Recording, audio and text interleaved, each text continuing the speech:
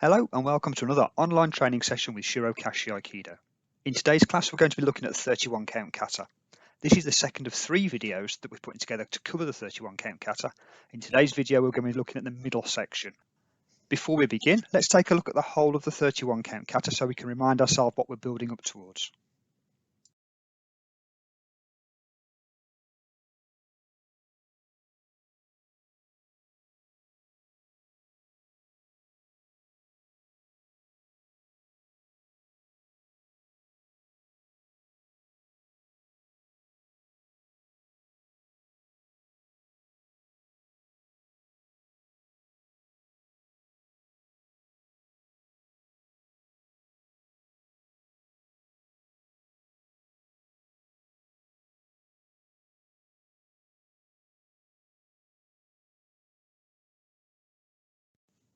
And now here's a refresher of the first 12 moves, the first mini kata that we learned from video 1.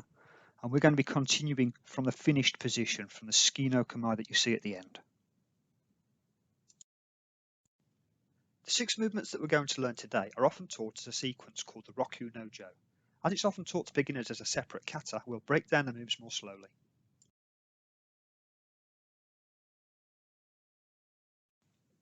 So move 1 is a forward thrust. But let's break that down. So I'm in Skino Kamae with my right hand on my right hip. This allows the Jo to go past. My feet are evenly balanced with weight distributed evenly between them.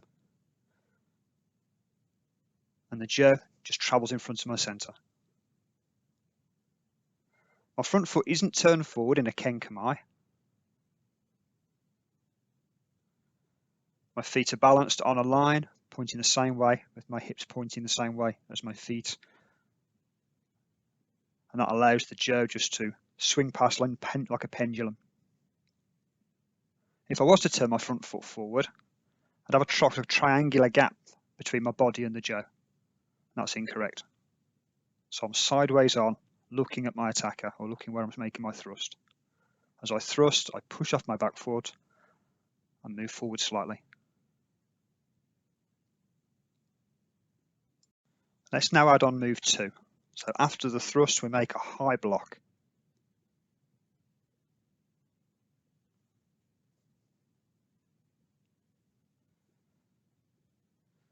So we slide off slightly to the right with your back foot and then your front foot, raising the Jo above your head. As you raise the Jo, your hands come together. So my hands are together above my head, right in the middle of the Jo.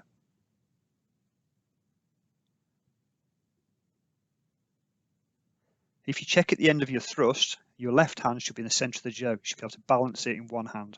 As you can see there, makes it nice and light for moving into the block position and allows me to slide my right hand to my left hand.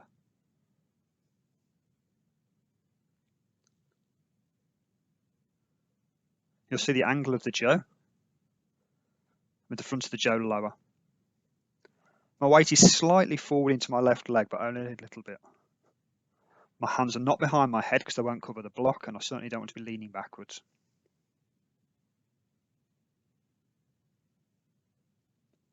Also be aware when you make the block that you can see through the gap between your hands. If your elbow's in front, as you can see here, you can't see my face, which means I can't see where I'm striking.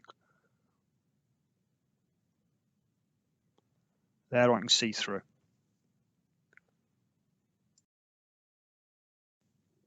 Now let's add move 3. So once we've completed the block, we're going to step forward, swap the grip and strike, finishing in right Ken Hanmi.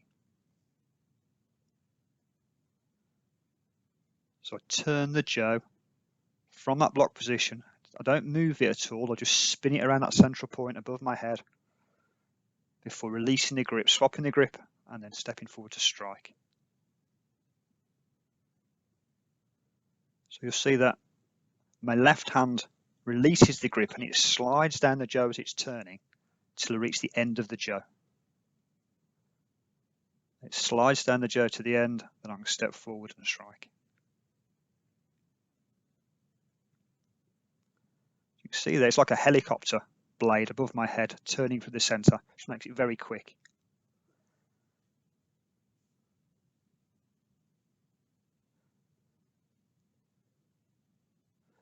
If I don't slide my hand, I'll let go or take it away from the jo. I can grab in the wrong place or could even miss the end of the jo.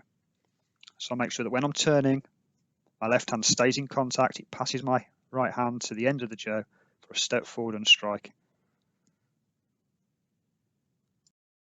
And on to move 4. Once we finish the strike, we're going to pull back the jo into a geidan position or a lower position. So we release the grip with the right hand, slide the jo back till you're holding the end, release the grip with your left hand and slide the jo back into geidan. So there's the end of the strike for move 3. We draw the jo back just past your hip, slide it back so it's completely hidden behind my body.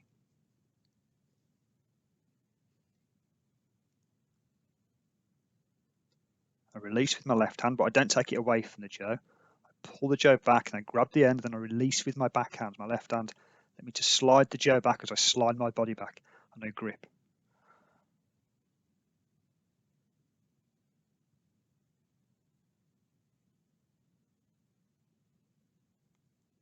Now if we change the angle, you'll see how the jo lies in line with my body.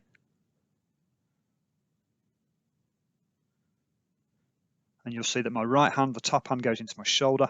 My left hand, the bottom hand, goes onto my hip.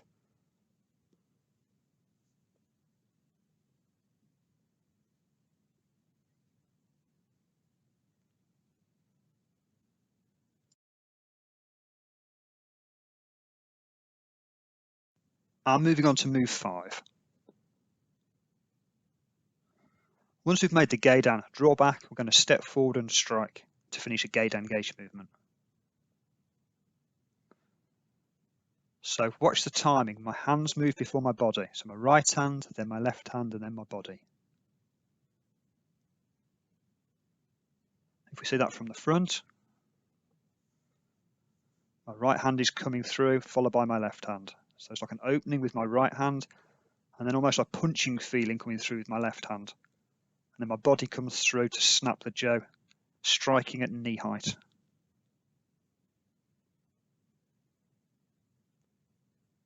At the end of the geidan geisha, you should make sure that your toes are pointing forward in line with the strike.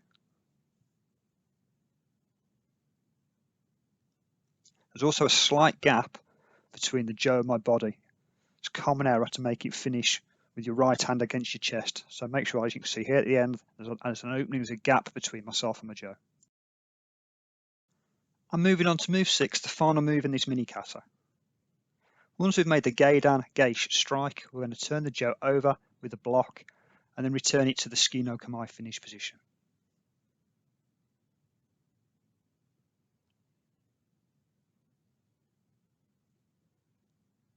So my right hand slides down the jo past my left hand, turns the jo over on the axis there, brings it back into my center into ski kamae.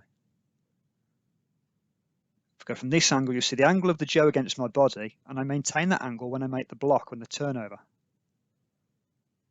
It just goes back onto a straight line as I draw my body back. So it's like a spiraling movement at the end. Slide my hand down. I'm not going to reach past my hand and bring my shoulder forward. I'm going to keep my shoulder back, slide my hand down, rotate it around that central point there, and then at the last second, just turn my body and make a slight spiral to bring it back into ski no kamae. You must make sure the block goes across your body and not just in front of your center there. That would completely miss a ski that was in front of me that was trying to block. Okay, I'm trying to snap it down with my left hand will make a really ineffective block as well. So all the power on the block is made with the back hand as it pulls it through there and the hip pulling back.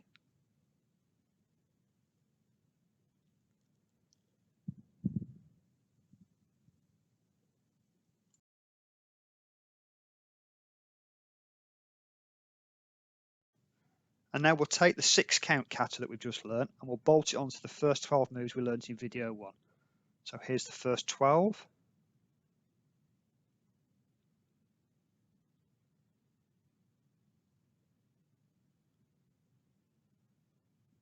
And as we finish the first 12 moves into ski no kamae, we begin the 6 count kata. So we've now learned from 1 to 18. And if we want to practice the kata and include the Japanese counting, it would look like this. Ich, ni, san, shi, go, roku, sich, hachi, ku, ju, juich, juni, jusan, jushi, jugo, juroku, jusich, juhachi. And that's the end of today's class. I hope you've enjoyed it. I look forward to seeing you on the next one.